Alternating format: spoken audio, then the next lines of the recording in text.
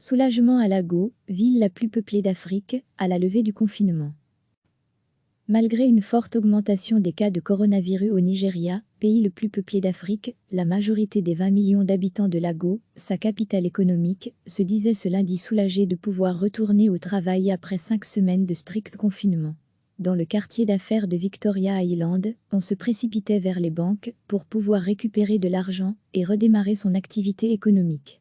Nous venons de traverser un mois de faim et de peine tous, les magasins avaient rouvert et les parkings étaient remplis, ont constaté des journalistes de l'AF.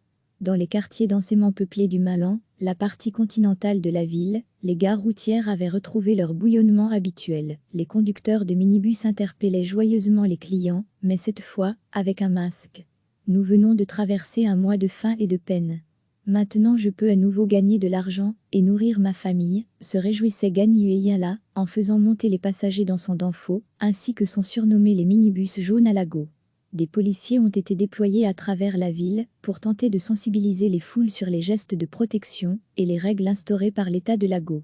Nous n'autorisons que les passagers avec des masques, a expliqué un d'entre eux à l'AF. La capacité des bus ne doit pas dépasser les 60% et seuls les conducteurs qui peuvent distribuer de l'eau, du savon ou du gel hydroalcoolique peuvent circuler. Degré retrouver tout notre dossier sur le coronavirus. Lire aussi, déconfinement, les réponses à toutes les questions que vous vous posez. Il assure que son équipe a déjà empêché une 50aine de bus de circuler. Mais, la tâche est titanesque dans cette mégalopole et les forces de sécurité ne seront pas assez nombreuses pour faire respecter les principes de distanciation sociale d'au moins 1,50 m imposés par les autorités.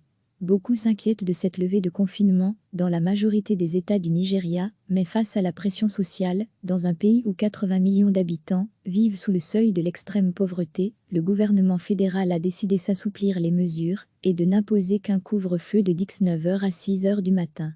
L'Organisation mondiale de la santé, OMS, a mis en garde les gouvernements d'Afrique subsaharienne, où une grande partie de la population vit du secteur informel, contre les tentations de déconfinement. Degré à lire aussi, coronavirus, quels pays d'Afrique sont les plus exposés? Le Nigeria recensait ce lundi près de 2500 cas officiellement déclarés d'infection au coronavirus, dont la majorité des nouveaux cas se trouvent à Lagos et à Kano, pour 87 décès seulement. Toutefois, le pays le plus peuplé d'Afrique, avec près de 200 millions d'habitants, n'a réalisé qu'un nombre insignifiant de tests. Et les autorités de Kano, grande capitale du Nord, ont reconnu ce dimanche que la plupart des dizaines de morts mystérieuses survenues dans l'État ces derniers jours étaient dues au coronavirus, bien qu'elles ne soient pas enregistrées dans les statistiques officielles.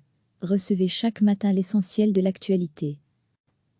Malgré une forte augmentation des cas de coronavirus au Nigeria, pays le plus peuplé d'Afrique, la majorité des 20 millions d'habitants de Lagos, sa capitale économique, se disait ce lundi soulagée de pouvoir retourner au travail après 5 semaines de strict confinement. Dans le quartier d'affaires de Victoria Island, on se précipitait vers les banques pour pouvoir récupérer de l'argent et redémarrer son activité économique. Nous venons de traverser un mois de faim et de peine tous, les magasins avaient rouvert et les parkings étaient remplis, ont constaté des journalistes de l'AF. Dans les quartiers densément peuplés du Malan, la partie continentale de la ville, les gares routières avaient retrouvé leur bouillonnement habituel. Les conducteurs de minibus interpellaient joyeusement les clients, mais cette fois, avec un masque. Nous venons de traverser un mois de faim et de peine. Maintenant je peux à nouveau gagner de l'argent et nourrir ma famille, se réjouissait Ganiueyala, en faisant monter les passagers dans son danfo, ainsi que sont surnommés les minibus jaunes à Lagos. Des policiers ont été déployés à travers la ville pour tenter de sensibiliser les foules sur les gestes de protection et les règles instaurées par l'État de Lagos. Nous n'autorisons que les passagers avec des masques, a expliqué un d'entre eux à l'AF. La capacité des bus ne doit pas dépasser les 60% et seuls les conducteurs qui peuvent distribuer de l'eau, du savon ou du gel hydroalcoolique peuvent circuler. Degré retrouver tout notre dossier sur le coronavirus. Lire aussi, déconfinement, les réponses à toutes les questions que vous vous posez. Il assure que son équipe a déjà empêché une 50aine de bus de circuler. Mais, la tâche est titanesque dans cette mégalopole et les forces de sécurité ne seront pas assez nombreuses pour faire respecter les principes de distanciation sociale d'au moins 1,50 m imposés par les autorités.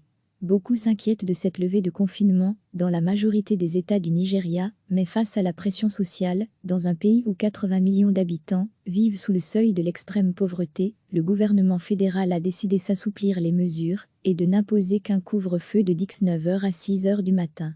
L'Organisation mondiale de la santé, OMS, a mis en garde les gouvernements d'Afrique subsaharienne, où une grande partie de la population vit du secteur informel, contre les tentations de déconfinement.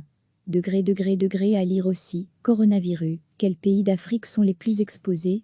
Le Nigeria recensait ce lundi près de 2500 cas officiellement déclarés d'infection au coronavirus, dont la majorité des nouveaux cas se trouvent à Lagos et à Kano, pour 87 décès seulement. Toutefois, le pays le plus peuplé d'Afrique, avec près de 200 millions d'habitants, n'a réalisé qu'un nombre insignifiant de tests.